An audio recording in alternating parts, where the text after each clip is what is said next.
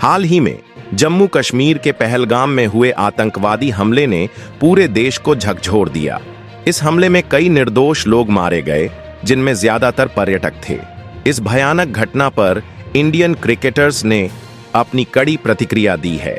उन्होंने social media और सार्वजनिक रूप से अपनी नाराजगी व्यक्त करते हुए इस हमले की कड़ी निंदा की और शोक संतप्त परिवारों के प्रति अपनी संवेदनाएं व्यक्त की। इन खिलाड़ियों के बयान सिर्फ इस हमले की निंदा तक सीमित नहीं थे, बल्कि उन्होंने आतंकवाद के खिलाफ एकजुट होकर खड़े होने की बात भी कही।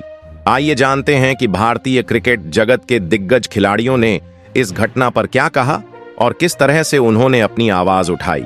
सबसे पहले टीम इंडिया के पूर्व कप्तान विराट कोहली ने इंस्टाग्राम पर एक पोस्ट शेयर करते हुए पहलगाम में हुए भयावह आतंकवादी हमले को बेहद क्रूर और कायराना हरकत बताया।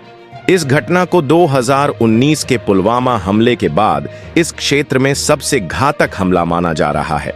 कोहली ने पीड़ितों के परिवारों के प्रति अपनी गहरी संवेदनाएं व्यक्त की और इन दुखद समयों में शांति की कामना की।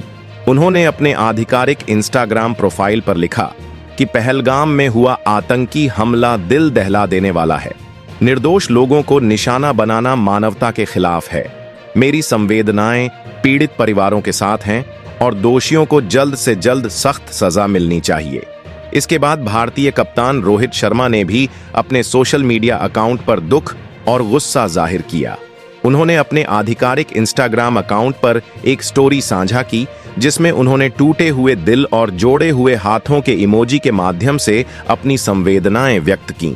हालांकि इस पोस्ट में उन्होंने सीधे तौर पर कोई शब्द नहीं लिखे, लेकिन इमोजी के माध्यम से उन्होंने हमले में मारे गए लोगों के प्रति अपनी संवेदनाएं और शोक व्यक्त किया। बुधवार को आईपीएल मैच के दौरान खिलाड़ियों और मैच अधिकारियों ने 1 मिनट का मौन रखा और काले आर्म बैंड पहने, ताकि इस हमले के पीड़ितों को सम्मान दिया जा सके। मुंबई इंडियंस के कप्तान हार्दिक पांड्या और सनराइजर्स हैदराबाद के कप्तान पैट कमिंस ने इस हमले की कड़ी निंदा की। हार्दिक पांड्या ने अपनी संवेदनाएं व्यक्त करते हुए कहा, मैं इस आतंकवादी हमले के पीड़ितों के प्रति अपनी संवेदनाएं प्रकट करता हूं। मैं और मेरी टीम इस कायरतापूर्ण हमले की कड़ी निंदा करते हैं। पैट कमिंस ने भी कहा, यह हमारे लिए भी दिल तोड़ने वाला है। हमारी सोच पीड़ितों और उनके परिवारों के साथ है। मैच को सामान्य उत्सव के बजाय एक शोकपूर्ण माहौल में खेला गया।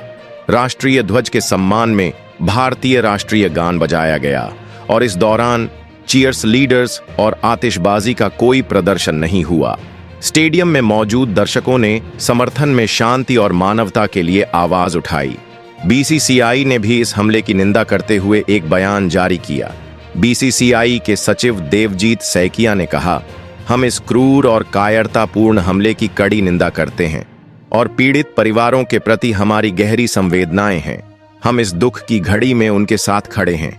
ये हमला, जिसे पाकिस्तान आधारित आतंकवादी संगठन लश्कर ए तैयबा के घटक समूह ट्राइफ ने जिम्मेदार ठहराया है, ने पूरे देश को झकझोर दिया है और पूरी दुनिया से इसके खिलाफ कड़ी प्रतिक्रिया आई है। केएल राहुल ने अपने इंस्टाग्राम पर पहलगाम में हुए आतंकवादी हमले पर गहरी शोक संवेदना व्यक्त की। उन्होंने अपनी इंस्टाग्राम स्टोरी पर लिखा, जो कश्मीर में हुआ वह हर परिवार का सबसे बुरा सपना है। यह सिर्फ एक त्रासदी नहीं है, बल्कि मानवता पर एक गहरा घाव है। राहुल के शब्दों ने पीड़ितों और उनके परिवारों के प्रति उनकी सहानुभूति और एकजुटता को दर्शाया। उन्होंने आगे कहा, जिन्होंने किसी को खो दिया, आपका दर्द महसूस किया जाता है और आपकी ताकत देखी जाती है। मेरी गहरी प्रार्थनाएं और संवेदनाएं आपके साथ हैं। पूर्व भारतीय क्रिकेटर युवराज सिंह ने 22 अप्रैल 2025 को जम्मू और कश्मीर के पहलगाम में हुए आतंकवादी हमले पर गहरा दुख व्यक्त किया। उन्होंने इस हमले में मारे गए लोगों के प्रति संवेदना व्यक्त की और उनके परिवारों को शक्ति प्रदान करने की प्रार्थना की। उन्होंने सभी से एकजुट होकर उम्मीद और मानवता के लिए खड़ा होने की अपील की। इस घटना के बाद भारतीय क्रिकेट जगत के कई अन्य खिलाड़ियों ने भी शोक व्यक्त किया और हमले की निंदा की।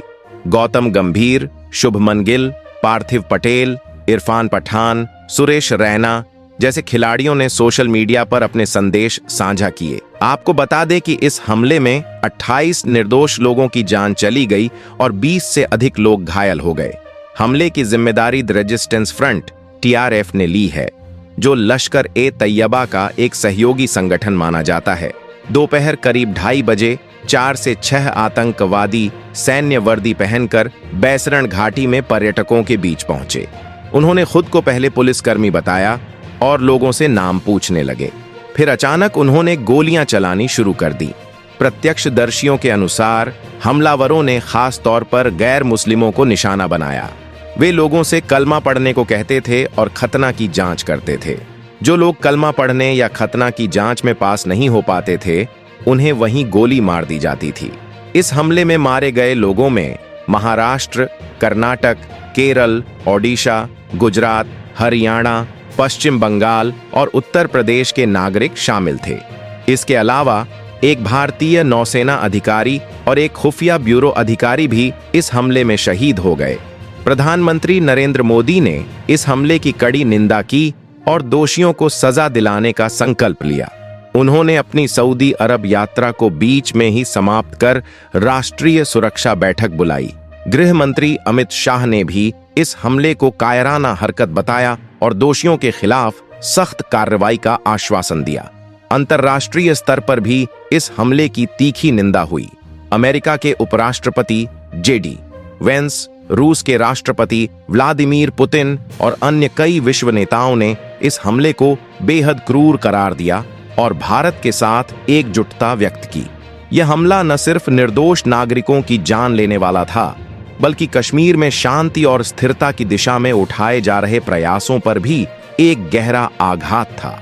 यह घटना कश्मीर में शांति के लिए उठाए जा रहे कदमों के खिलाफ भी एक गंभीर चुनौती है।